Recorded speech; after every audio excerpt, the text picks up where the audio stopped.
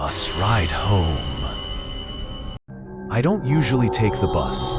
I had my own car, and that car was my little bubble of safety. But on that particular day, my car wouldn't start. I tried everything, turning the key over and over, pumping the gas pedal, even calling a mechanic. Nothing. It was already getting late, and I didn't want to spend money on a taxi. The only option left was the evening bus that ran from the city back toward my neighborhood. That decision, so small and simple at the time, changed everything. The bus station was nearly empty when I got there. It wasn't the big central station, just a small stop on the side of the road with a cracked shelter, a few benches, and a flickering light above. The sun was already sliding down, the sky turning from orange to gray. I checked the schedule nailed to the pole. One bus left every hour, and the last one for the night was coming in 10 minutes. When I saw its headlights cutting through the dusk, I actually felt relieved. A part of me thought I would end up stranded.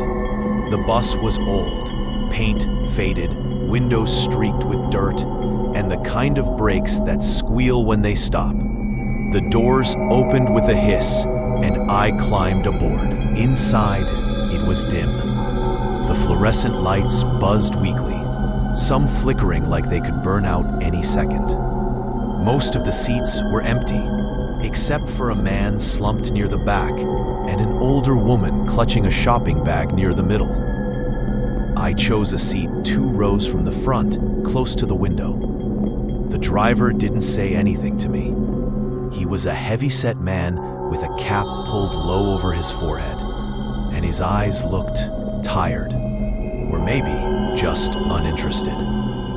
He closed the doors and we pulled away from the stop with a groan of the engine. For the first few minutes, everything seemed fine. The city lights slid by, the rain beginning to tap softly against the glass. I leaned my head on the window and thought about how much I hated public transport.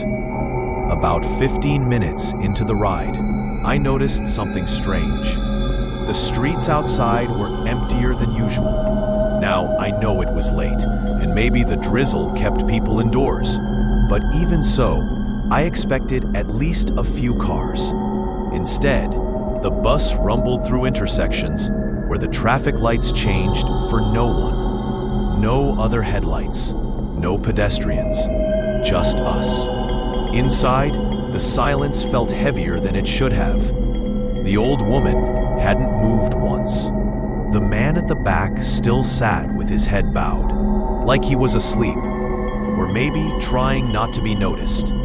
The only sounds were the engine, the occasional squeak of the wipers, and the buzzing lights overhead. Then I realized the route didn't look familiar. We had left the city, yes, but the streets twisting in front of us weren't the ones I usually drove. I leaned closer to the window, squinting through the rain. Dark buildings I didn't recognize, long stretches of trees where there should have been shops. I pulled out my phone to check the maps. No signal. The battery indicator flickered, then went black, dead. The stranger in the suit? I tried to tell myself not to panic. Buses sometimes took alternate routes. Maybe the driver was avoiding construction or traffic. But the feeling in my stomach tightened when the bus slowed near an intersection, and the man at the back finally moved. He stood up, slowly. He was tall, dressed in a black suit that looked decades out of style. His hair was slicked back, his face pale. He walked down the aisle without looking at anyone, his shoes clicking softly against the floor. When he passed me, I caught a glimpse of his eyes. They were dark, not just in color, but in depth, like looking into a tunnel. He sat 2 rows ahead of me, on the opposite side, didn't turn around, didn't say a word. I glanced at the driver, but he didn't react at all, as if he hadn't noticed the man moving closer to the front. The bus kept rolling, deeper into unfamiliar roads. I thought about changing seats, but before I could, the old woman near the middle suddenly leaned toward me. Her voice was a whisper, sharp and urgent. "Don't talk to him," she said. I blinked. "What?" Her hands clutched her bag tighter. "The man in the suit. Don't answer if he speaks.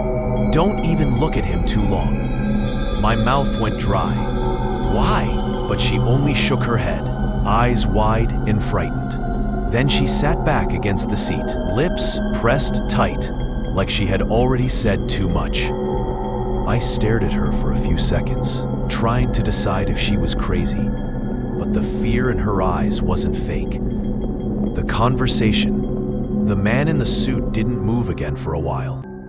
He sat still as a statue, facing forward.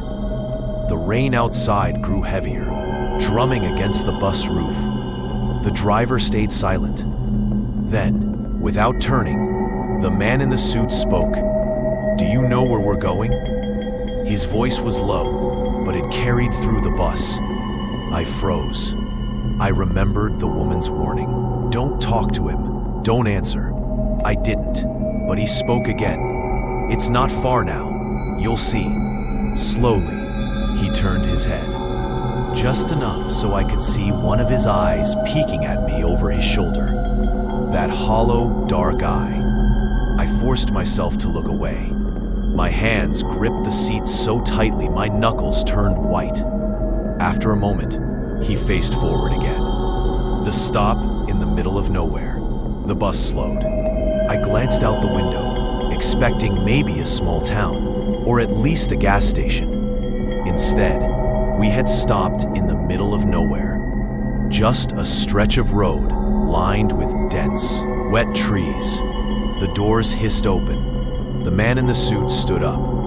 He walked down the steps and out into the rain. I thought, good, let him go. Maybe that's the end of it.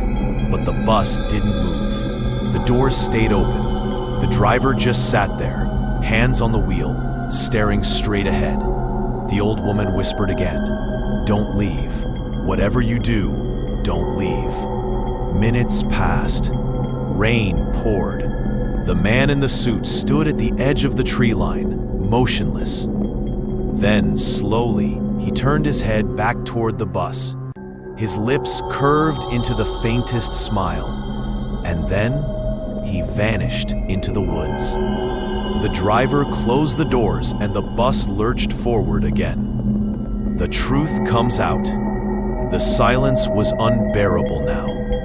I finally leaned toward the woman. "What's going on? Who was that?" She looked at me with tired eyes. "Not a man. Not anymore. He rides this bus sometimes, always looking for someone new." I swallowed hard. Someone new for what? Her voice dropped lower. "To take with him." I shook my head. "This is insane. This can't be real." But even as I said it, the hairs on my neck were standing. After what felt like hours, the bus slowed again. This time, I recognized the place.